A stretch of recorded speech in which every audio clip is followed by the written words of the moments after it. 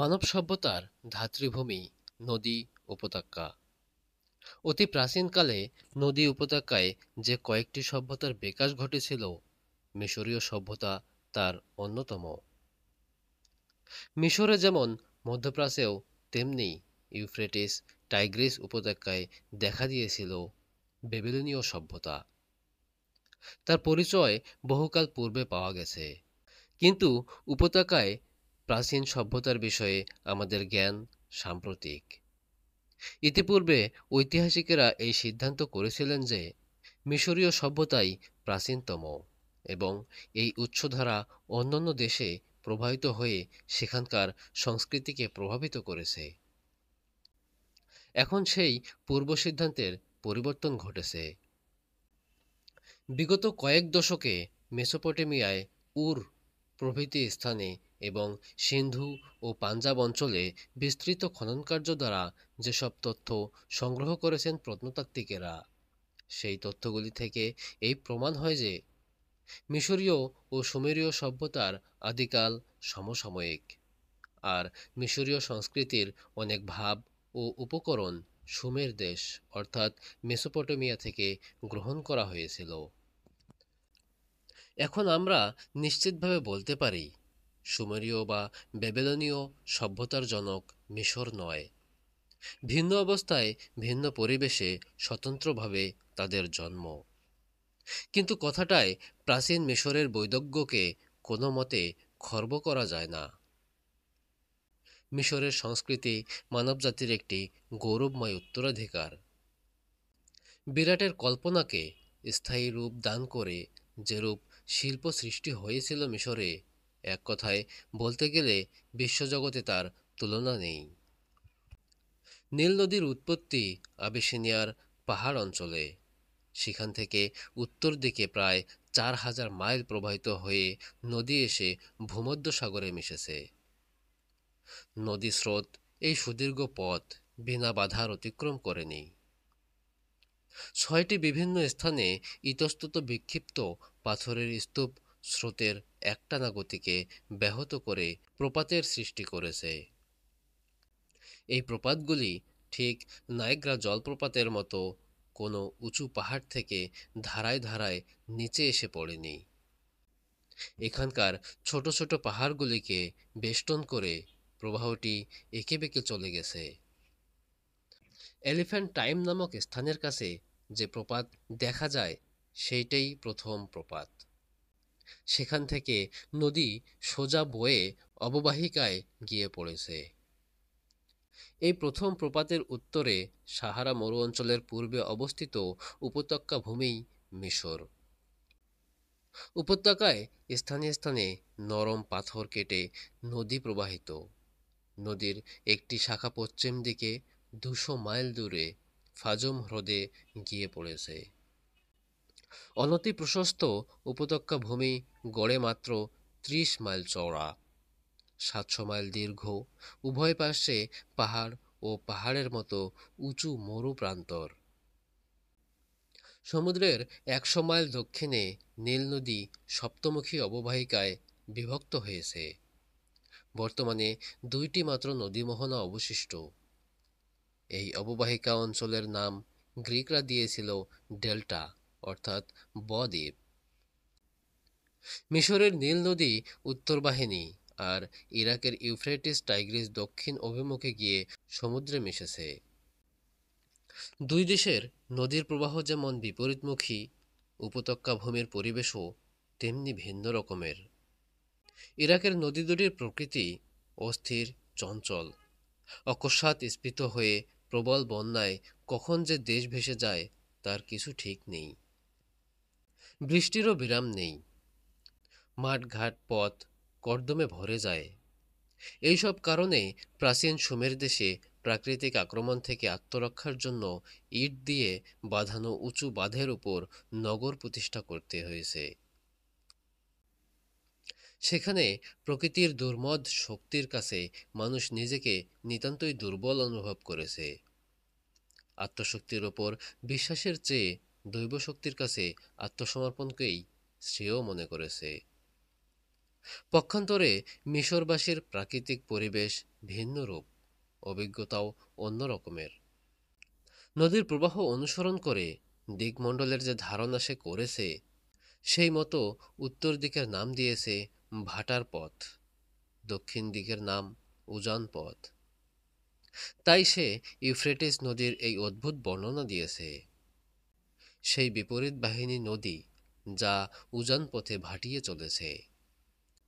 That inverted river which goes downstream in going upstream. Nile নদীর উভয় তটভূমির উপর তালকুঞ্জের শ্যামশোভা, মাঝে মাঝে জলাভূমির মধ্যে প্যাপিরাসের জঙ্গল। পিছন দিকে দীর্ঘ বৃক্ষশ্রেণীর অন্তরালে যতদূর দৃষ্টি যায় বিস্তৃত বালুরাশির উপর প্রখর সূর্যের চোখ ঝলসানো রৌদ্রকিরণ। উর্বর অনুর্বর তরু গুল্মহীন মরুদেশে নীল নদীর প্রশান্ত জলধারা সংকীর্ণ দীর্ঘ তৃণাতীর্ণ উপত্যকা ভূমির উপর দিয়ে ধীরে বয়ে চলেছে। গতিবেগ ঘণ্টায় ৩ মাইল। ইউফ্রেটিসের মতো নীল নদীতে নেই উন্মাদ উশৃঙ্খলতা, নেই উদ্দাম প্লাবন। অবিশ্রাম বৃষ্টির জলে অনিয়মিতভাবে নদী স্ফীত হয় না। নির্দিষ্ট ঋতুকালে পাহাড়ে বরফ গলায়, ফলে জল বৃদ্ধি পেয়ে দুকুল ভাসিয়ে দেয়, আবার যথাকালে সেই ধারা ক্ষীণ হয়ে আসে। কোথাও অনিশ্চয়তার লেশমাত্র নেই। প্রকৃতি যেখানে এমন বিনা উপদ্রবে সুশৃঙ্খলভাবে জীবনযাত্রার সাহায্য করে, মানুষ সেখানে স্বভাবত আত্মনির্ভরশীল হয়ে ওঠে। দৈবশক্তির কাছে আত্মসমর্পণের তেমন প্রয়োজন অনুভব করে না। মিশরের সাংস্কৃতিক ইতিহাসে আমরা সেই আত্মনির্ভরশীলতার সাক্ষাৎ পাই। মিশরের ঐতিহ্যে আত্মশক্তির উপর পরিপূর্ণ বিশ্বাস। এখানে মানুষ নিজেকে দুর্বল বা ক্ষুদ্র মনে করেনি। প্রকৃতি তার জীবনকে নিয়ে ছিনিমিনি খেলে না বলে নিজেকে পৃথিবীর প্রভু বলেই মনে করেছে সে। তার কল্পনা ক্ষুদ্রত্বের সীমাবন্ধন ছিঁড়ে ফেলে বিরাট আকার ধারণ করেছে। আর তখনই সম্ভব হয়েছে পিরামিড বা সমাধি গুহা বা স্ফিনকুসের মতো বিরাট আকৃতির শিল্প নির্মাণ। উত্তরে সুবিস্তীর্ণ অববাহিকা অঞ্চল, আর দক্ষিণে অপ্রশস্ত দীর্ঘ নদী উপত্যকা। এই দুই অংশে নিসর্গ প্রভৃতির প্রভেদ যেমন, আদিকাল থেকে মানুষের চারিত্রিক ও সাংস্কৃতিক পার্থক্যও তেমনই দেখা গেছে। মিশরের ঊর্ধ্বাংশের সংযোগ মরু অঞ্চল বা আফ্রিকার সঙ্গে, নিম্নাংশ ভূমধ্য সাগর ও এশিয়ার দিকে তাকিয়ে রয়েছে। উত্তরাংশে বিদেশিদের অনুপ্রবেশ ঘটেছে বদ্বীপের দুই প্রান্তে। পূর্ব প্রান্ত দিয়ে ঐতিহাসিক যুগেরও আগেকার সেমেটিক জাতি প্রবেশ করেছে দুস্তর মরু অতিক্রম করে, আর পশ্চিম কোণ দিয়ে এসেছে লিবিয়ান জাতিসমূহ। প্রাচীন মিশরী ভাষার সেমেটিক গঠনপ্রণালী স্পষ্টই সেমেটিক প্রভাব ইঙ্গিত করে। দক্ষিণ মিশরের সঙ্গে নদীর ঊর্ধ্বাংশের সংযোগের বাধা পূর্বোক্ত কয়েকটি প্রপাত। কিন্তু সেই বাধা সত্ত্বেও দক্ষিণের নিগ্রো জাতিরা প্রথম প্রপাতের তলদেশে এসে ব্যবসায়ের ক্ষেত্রে মিশরীয়দের সঙ্গে মিলিত হতো। এই মিলনস্থানের নাম আসওয়ান, অর্থাৎ বাজার। এরূপে প্রপাতের ঊর্ধ্বে নীল নদী সুদানের মধ্যে বাণিজ্যের জলপথ হয়ে উঠেছিল। এই সব কারণে উত্তরাংশ ও দক্ষিণাংশের অধিবাসীরা প্রতিবেশী হলেও তাদের পরস্পর সম্বন্ধ তেমন ঘনিষ্ঠ হয়ে ওঠেনি, যেমন সম্পর্ক স্থাপন করেছিল তারা নানা জাতীয় বিদেশির সঙ্গে। ফলে তাদের মধ্যে একটা প্রকৃতিগত বৈষম্য, আচার অনুষ্ঠানের প্রভেদ প্রকট হয়ে উঠেছিল। এই বৈষম্য পার্থক্যের বিষয় একজন প্রাচীন মিশরীয় আক্ষেপোক্তের মধ্যে স্পষ্টভাবে প্রকাশ পেয়েছে। ঝোঁকের মাথায় কর্মত্যাগ করে তিনি বলেছেন, কর্ম ছেড়ে কেন যে এমন ছিটকে পড়লাম তা জানি না। এ যেন একটা স্বপ্ন, মনে হয় যেন কোনো বদ্বীপের মানুষ হঠাৎ উপত্যকা ভূমির পার্বত্য অঞ্চলে চালান হয়ে এসেছে। তিনি এই কথা বলতে চেয়েছেন, দুই অঞ্চলের মানুষের প্রকৃতি সম্পূর্ণ ভিন্ন রকমের, একের সঙ্গে অন্যের কোনো মিল নেই। দুই অংশের ঐতিহ্য ও কথ্য ভাষা বিভিন্ন। প্রতিযোগিতার মনোবৃত্তিও ছিল উভয়ের মধ্যে।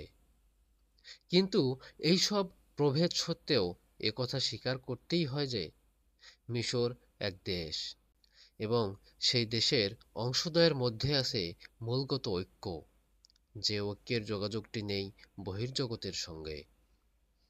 মিশরের এই বৈশিষ্ট্য তার সংস্কৃতিকে বিশেষভাবে প্রভাবিত করেছে।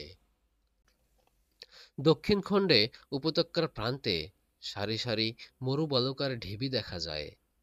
সেগুলি প্রাক রাজবংশীয় যুগের মৃতের সমাধি। সেই সব সমাধির মধ্যে শয়ান রয়েছে নরকঙ্কাল, আর তার চারপাশে সযত্নে প্রথিত গম, যব প্রভৃতি শস্যভরা মাটির হাড়ি এবং নানাবিধ প্রস্তরাস্ত্র। প্রস্তর যুগের মানুষ এমন সুদর্শন পাথরের অস্ত্র আর কোথাও দেখা যায় না। এইসব হাঁড়িকুড়ি পরবর্তীকালের মৃৎভাণ্ডের মতো কুম্ভকারের চাকায় প্রস্তুত হয়নি। সেগুলি হাতে গড়া, কাদামাটি আঙ্গুল দিয়ে কাদামাটি আঙ্গুল দিয়ে টিপে টিপে তৈরি, কিন্তু দেখতে বেশ সুন্দর। প্রাচীন ও নবীন প্রস্তর যুগের দুরকম সংস্কৃতিরই অবশেষ রয়েছে মিশর দেশে। সঠিক কাল নির্ণয় সহজ নয়। নবপ্রস্তর যুগের মানুষ, যাদের অবশেষ চিহ্নগুলি চারদিকে ছড়ানো রয়েছে, তারাই যে উত্তরকালের সুসভ্য মিশরীয়দের পূর্বপুরুষ সে কথা নিশ্চয় করে বলা কঠিন। অনেক বিষয়েই এখনকার নবপ্রস্তর যুগের মানুষদের রীতিনীতি পরবর্তীকালের মিশরীয়দের থেকে বিশেষরূপে বিভিন্ন। এইসব প্রস্তর যুগের মানুষ মৃতকে গোর দেবার আগে তার দেহ খণ্ড খণ্ড করে কাটত এবং মাংসের একটুখানি ভক্ষণও করত। মৃতের প্রতি গভীর শ্রদ্ধাবশত তার মাংস ভক্ষণ করা হতো। সম্ভবত তাদের ধারণা ছিল এই যে মৃত ব্যক্তির মাংস ভক্ষণ দ্বারা তার গুণ ও শক্তি অর্জন সম্ভব হয়। মিশরে তাম্রের ব্যবহার শুরু হয়েছিল প্রাগ রাজবংশীয় কালে। তাম্র কিরূপে সে যুগের সভ্যতায় ধীরে ধীরে প্রবেশ করে পাথরের স্থান অধিকার করেছিল, সেই পরিবর্তনের প্রত্যেকটি ধাপের সঙ্গে পরিচয় ঘটে সমাধির পদার্থগুলিকে পরীক্ষা করলে। ধাতু প্রবর্তনের প্রথম অবস্থায় পাথরের উপকরণ বা অস্ত্রাদি পরিত্যাগ করা হয়নি।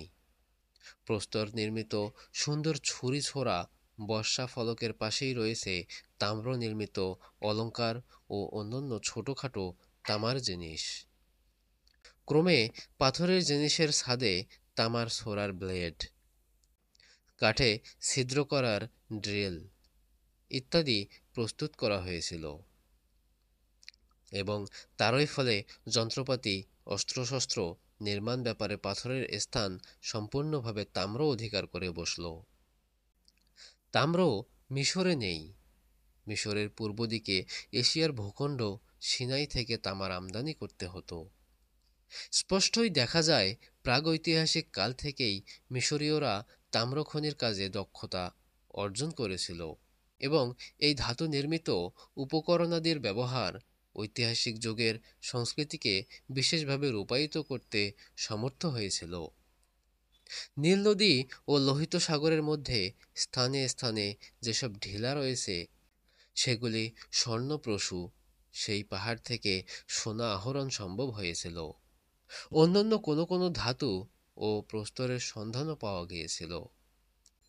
সুমেরের চোঙ্গা, শিলমোহর, গদামণ্ড এবং খাস খাস দেয়ালের সঙ্গে বিলক্ষণ সাদৃশ্য আছে মিশরের অনুরূপ জিনিসের।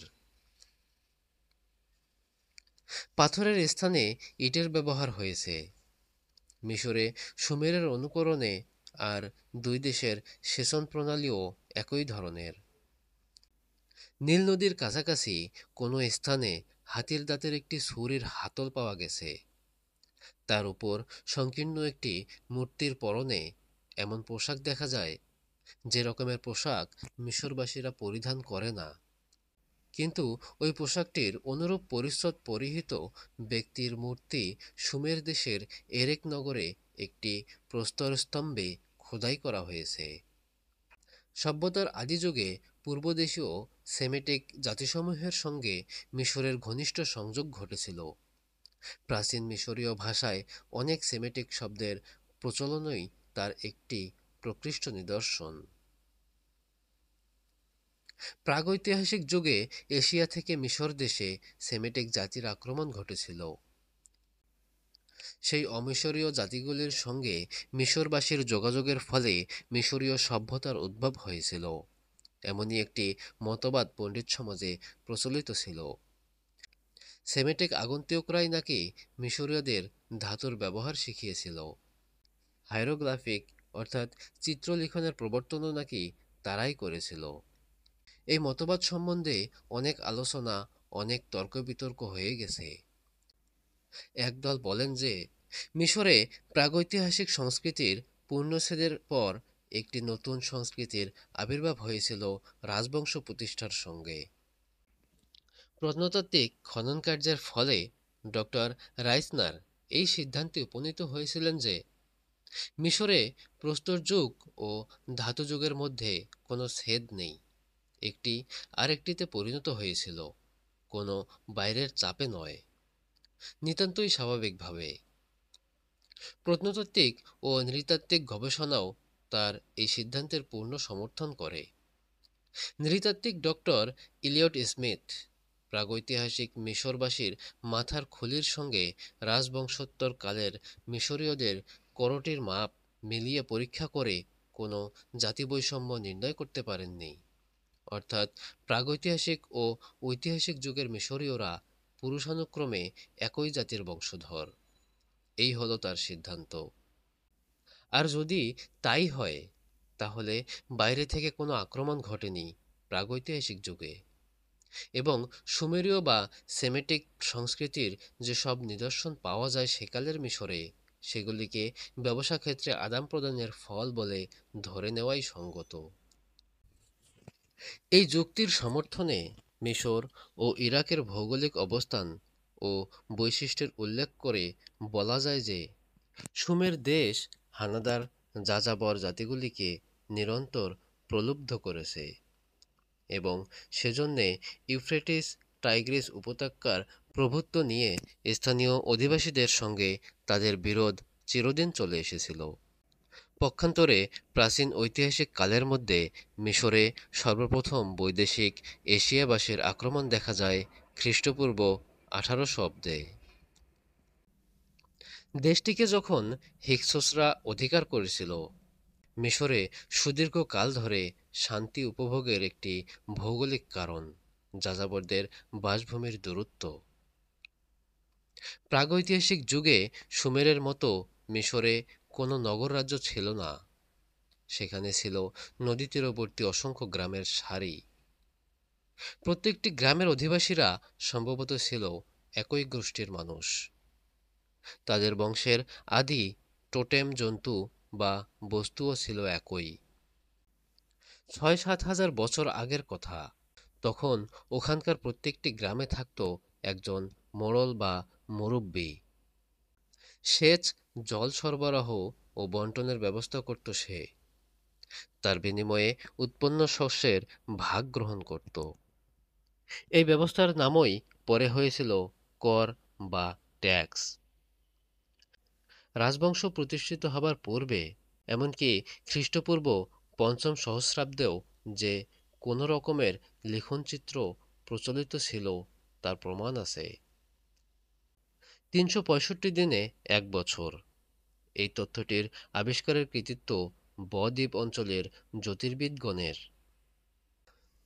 4241 খ্রিস্টপূর্ব পূর্বাব্দে উষার পূর্বক্ষণে সিরিয়াস নক্ষত্রের আবির্ভাব থেকে বৎসর গণনা শুরু করেছিলেন তারাই, এবং সেই গণনা ও বর্ষপঞ্জির ব্যবহার থেকে এরূপ অনুমান সম্পূর্ণ সংগত যে লিখন পদ্ধতির সঙ্গে সে যুগের মানুষের পরিচয় ছিল।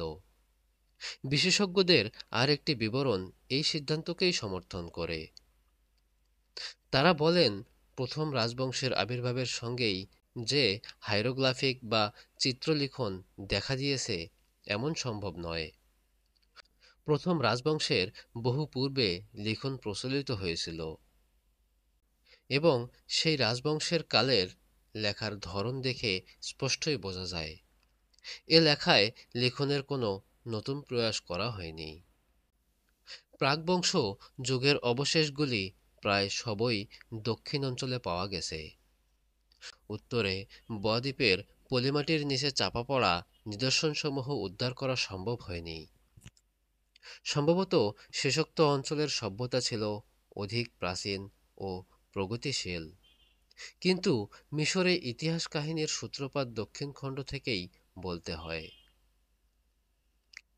স্মরণাতীতকালে গ্রামসমূহের সমাহারে মিশরে দুটি রাজ্য গঠিত হয়েছিল, একটি ঊর্ধ্বাংশে, অপরটি নিম্নাংশে।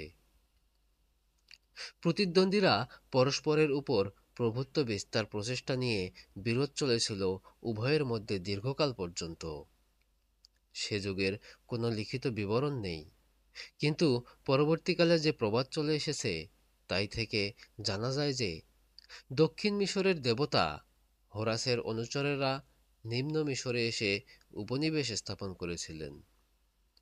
অন্যান্য দেবগণেরও উত্তর দিকে অভিযানের বিবরণ ঊর্ধ্বাংশ কর্তৃক নিম্নাংশ বিজয়ের সাক্ষ্য দেয়।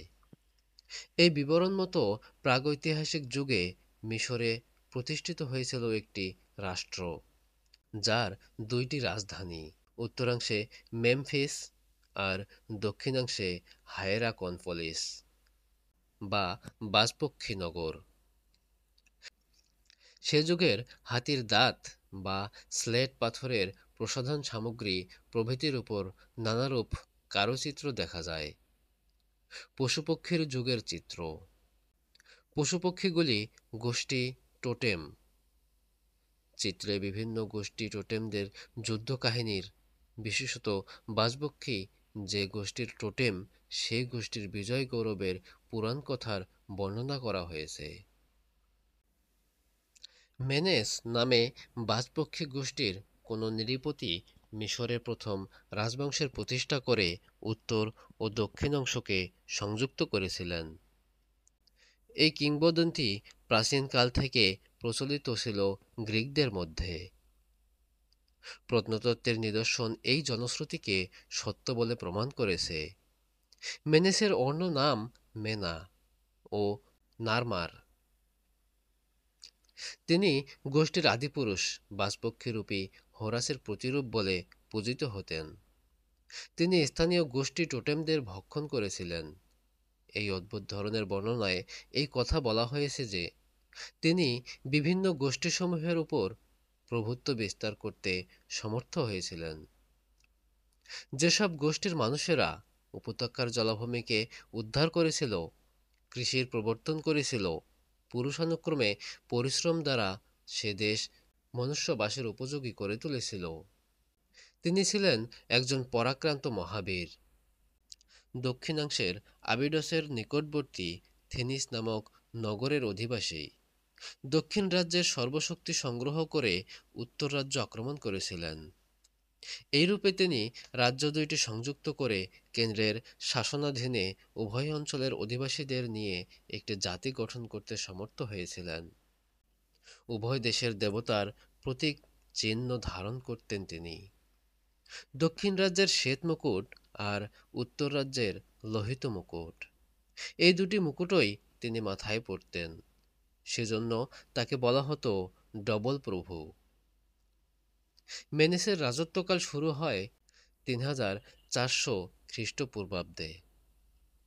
মিশরে কোনো নগর, নগর প্রাকার বা রাজপ্রাসাদের ভগ্নস্তূপ নেই যা থেকে আমরা সেই আদিকালের রাজবংশসমূহের এবং সমসাময়িক সমাজ ও সংস্কৃতির পরিচয় লাভ করতে পারি।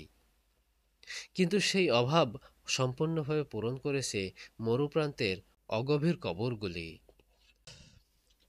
আবিডসের রাজকীয় সমাধিকক্ষ এবং পরবর্তীকালের পিরামিড সমাধি গুহা ও সমাধি মন্দির। যুগে যুগে সারিবদ্ধভাবে এই যে সমাধির শোভাযাত্রা চলেছে, সেই সমাধিগুলির উপকরণ ও গঠন পদ্ধতির মধ্যে একটি ক্রমিক পরিবর্তন লক্ষ্য করা যায়, যে পরিবর্তন মিশরের বহু শতাব্দীর ইতিহাসেরই প্রতিবিম্ব। যে সমাধি আমরা দেখেছি বালির ঢিবির তলে, ধাপে ধাপে সেই সমাধি নির্মাণের ধাঁচ উৎকৃষ্টতর হয়েছিল, আর পরলোকগত আত্মার ভোগের জন্য কবর মধ্যে রক্ষিত খাদ্যদ্রব্য, বিলাস সামগ্রী ও তৈজস্পত্রেরও যথেষ্ট উন্নতি দেখা গেল।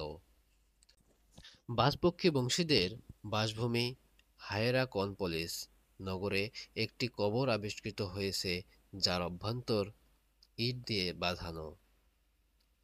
দেয়ালে নানা দৃশ্যের চিত্র অঙ্কিত। পূর্বকার সমাধিগুলি ছিল একই প্রকার সাধারণ ঢিবি। রাজবংশ প্রতিষ্ঠার প্রারম্ভ থেকে ধনী ও দরিদ্রের সমাধির মধ্যে প্রভেদ দেখা দিল। ধনীর সমাধি নির্মাণের উপাদান ও বিলাস উপকরণ থেকে স্পষ্টই বোঝা যায় যে সমাজে তখন শ্রেণী বৈষম্যের সূত্রপাত হয়েছিল। প্রাকবংশযুগের কোনো রাজার সমাধি আবিষ্কৃত হয়নি। বংশারম্ভ থেকে দক্ষিণ অঞ্চলে আবিডস নামক স্থানে অনেক রাজকীয় সমাধি নির্মিত হয়েছিল। প্রাগৈতিহাসিক কবরগুলির তুলনায় এইসব রাজকীয় সমাধির যে প্রভেদ, কুঁড়েঘরের তুলনায় রাজপ্রাসাদেরও প্রভেদও সেই মতো। প্রত্যেকটি সমাধি একটি ছোটখাটো প্রাসাদ, ২৬ ফুট লম্বা, ১৫ ফুট চওড়া, ১০.৫ ফুট উঁচু, ইটের তৈরি। সমাধিকক্ষের সঙ্গে রয়েছে ভাণ্ডার, ডালা ভরা শস্য, সুস্বাদু ফল, সুপেয় মদ্য সবই রয়েছে ভাণ্ডারে।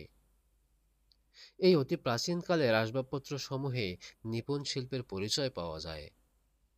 বিবিধ রকমের বিচিত্র পাথরের কারুখচিত পাত্র, মহার্ঘ ধাতুর বিলাস উপকরণ, স্বর্ণালঙ্কার এবং মূল্যবান পাথর ও প্রসাধন দ্রব্য, তাম্রভাণ্ড, এইসব শিল্পবস্তুর কারিগরি দক্ষতা এতই উচ্চাঙ্গের যে তাই থেকে মিশরের সেই অতীত বিস্তৃত যুগের সভ্যতার বিষয়ে একটি সুস্পষ্ট ধারণা অনায়াসে করা যায়।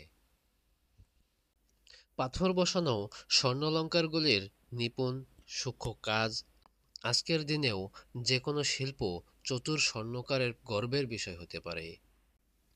একদিকে যেমন কারিগরি শিল্পের উৎকর্ষতা দেখা দিয়েছে, অন্যদিকে তেমনি প্রাকবংশ যুগের চিত্রশিল্পের অনিপুণ রেখাঙ্কনকে ছাপিয়ে সুদক্ষ হস্তে রূপায়িত ভাস্কর্যের আবির্ভাব হয়েছে। এই মানব ও পশুমূর্তিগুলো যেন জীবন্ত, স্বচ্ছন্দ সাবলীল গতিভঙ্গি। শিল্পীর আত্মসচেতন ভাব আদিম শিল্প প্রকৃতিকে বহুদূরে ফেলে এসেছে, কিন্তু ভাস্কর্যের রূপায়ণে এই স্বাধীনতা তৃতীয় রাজবংশের কালেই লুপ্ত হয়েছিল। উত্তীর্ণ রেখাগুলির অপরূপত্ব সত্ত্বেও শৈলী একটি বাঁধাধরা পদ্ধতির খাতে গিয়ে পড়েছিল। ইতিহাসের উষাক্ষণে এক প্রকার রাজধর্ম অঙ্কুরিত হয়েছিল। কালক্রমে সেই ধর্ম শাখা পল্লবিত হয়ে বিভিন্ন রূপ ধারণ করেছিল বটে, কিন্তু কোনো সময়েই, এমনকি উত্তরকালের রাজবংশীয়দের আমলেও সেই ধর্ম সার্বজনীন হয়ে ওঠেনি। সেই কারণে মিশরে যথার্থ গণধর্মের পরিচয় আদৌ পাওয়া যায় না। দ্বিতীয় রাজবংশ থেকেই মন্দির নির্মাণ আরম্ভ হয়েছে। এই সময়ের কয়েকটি শ্রেষ্ঠ দেবতা পরবর্তীকালে সুপরিচিত। দেবগণের মধ্যে Osiris, Set, Horus, Anubis, Thoth, আর দেবীগণের মধ্যে হাথর ও নেট। ওসিরিস সম্ভবত ছিলেন উত্তরাঞ্চলের দেবতা, রাজবংশ প্রতিষ্ঠার পূর্বেই দক্ষিণ দেশে এসেছিলেন। প্রাকবংশ যুগে হোরাস ছিলেন সর্বপ্রধান দেবতা, উভয় খণ্ডের দেবতা হয়েছিলেন তিনি। তারপরে তার স্থান অধিকার করেন রে নামক দেবতা। হায়েরাকনপোলিসে হোরাসের একটি মন্দির ছিল। থিনিসবাসী দক্ষিণ দেশীয় প্রথম রাজবংশীরা হোরাসের উপাসক ছিলেন, নিজেদের হোরাসের বংশধর বলে দাবি করতেন। তৃতীয় রাজবংশীরা ছিলেন উত্তরাঞ্চলের মেমফিসবাসী পরিবার। তাদের রাজত্বকালে হোরাসের পূজায় অবহেলা দেখা গিয়েছিল। প্রথম ও দ্বিতীয় রাজবংশের 400 বছর শাসনকালে সাংস্কৃতিক সমৃদ্ধির সঙ্গে জাতি গঠন ও বিবৃদ্ধির উদ্যোগও প্রবল হয়ে উঠেছিল। উত্তর ও দক্ষিণ রাজ্য সংযুক্ত হয়েছিল বটে, কিন্তু তাদের পৃথক সত্তা বিলুপ্ত হয়ে যায়নি। উভয় খণ্ডের অধিবাসীদের সম্পূর্ণ মিলন বা মিশ্রণ দ্বারা কিরূপে একটি জাতি গড়ে তোলা যায়, সেই ছিল সমস্যা। উত্তর দেশ বারবার বিদ্রোহী হয়ে উঠেছিল। প্রথম বংশের রাজা নারমার অববাহিকা অঞ্চলের পশ্চিম দিকে লিবিয়ানদের বিদ্রোহ দমনের জন্য যুদ্ধযাত্রা করেছিলেন। তিনি 1,20,000 শত্রুকে বন্দী করেছিলেন এবং অগণিত পশু লুণ্ঠন করেছিলেন। হাইরাকন পলিসের মন্দিরে একখানা প্রস্তর ফলকের উপর তার এই কীর্তিকাহিনীর চিত্র খোদিত রয়েছে। প্রথম বংশের রাজা উশেফাইস ও সেমেরখেট সিনাই উপদ্বীপের পাহাড় থেকে তাম্র সংগ্রহের জন্য অভিযান প্রেরণ করেছিলেন। প্রথম প্রপাতের দক্ষিণাঞ্চলে ট্রোগোলাইড নামক উপজাতির উপদ্রব দূর করবার জন্য যুদ্ধযাত্রা করেছিলেন প্রথম বংশীয় রাজা মিবিস, এবং রাজা উশেফাইস সেই অঞ্চল থেকে প্রস্তরখণ্ড এনেছিলেন আবিডসে তার সমাধিকক্ষ নির্মাণের জন্য। তৃতীয় বংশের রাজা খাসেখেম নিজেকে সবচেয়ে কীর্তিমান অভিযাত্রী বলে প্রচার করেছেন। তিনি ছিলেন একজন দক্ষিণ দেশীয় দলপতি। দ্বিতীয় বংশের রাজকুমারীকে বিবাহ করে উত্তর ও দক্ষিণ উভয় দেশেরই রাজা হয়েছিলেন। রাজত্বের একটি বংশের নাম দিয়েছিলেন তিনি সংগ্রাম ও উত্তরাঞ্চল ধ্বংসকরণের বৎসর। এই যুদ্ধে তিনি 47,209 জন ব্যক্তিকে বন্দী করেন। হাইরাকন পলিসে হোরাসের মন্দিরে তার বিজয় অভিযানের কাহিনী বর্ণিত হয়েছে। দেশের উভয় খণ্ডকে দ্বিতীয়বার সংযুক্ত করেছেন এই দাবি করে তিনি নিজেকে দ্বিতীয় মেনেস রূপে চালাতে চেষ্টা করেছেন। আবিডসে তার একটি সুবৃহৎ সমাধি রয়েছে, পাথরের সমাধিকক্ষ। ইতিপূর্বে এরূপ সৌধ আর কখনো নির্মাণ হয়নি। তৃতীয় বংশের আর একজন নৃপতি জোসার। তার নাম উল্লেখযোগ্য এই জন্যে যে পিরামিডের অগ্রদূত, থাক কাটা পিরামিড, এই রাজারই প্রস্তর সমাধি। গিজের সুপ্রসিদ্ধ পিরামিডগুলি নির্মাণ করা হয়েছিল চতুর্থ বংশের রাজত্বকালে।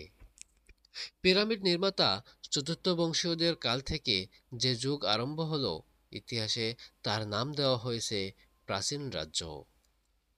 মেনেস থেকে আরম্ভ করে চতুর্থ বংশের রাজত্বকাল পর্যন্ত খ্রিস্টপূর্ব 3,400 থেকে 2,700 সকল নৃপতির নাম ও রাজত্বকাল একখণ্ড প্রস্তর ফলকে লিপিবদ্ধ রয়েছে। সেই প্রস্তর খণ্ডটি সিসিলির প্যালার্মো শহরের মিউজিয়ামে রাখা হয়েছে বলে সেটির নাম প্যালার্মো পাথর। প্রতি বছরের বিশেষ ঘটনাগুলি হাইরোগ্লিফিক অক্ষরে লিখিত, কিন্তু প্রস্তরটির একটি ভগ্নাংশ মাত্র উদ্ধার করা হয়েছে, সেজন্য বিবরণ অসম্পূর্ণ। এখানে কাল নির্ণয়ের একটি পদ্ধতির কথা বলা প্রয়োজন। আমরা কাল স্থির করি খ্রিস্টাব্দ ধরে। মিশরীরা বৎসরের নামকরণ করেছে প্রথমত বছরের কোনো বিশেষ ঘটনার উল্লেখ করে, যেমন ভূমিকম্পের বছর, বন্যার বছর।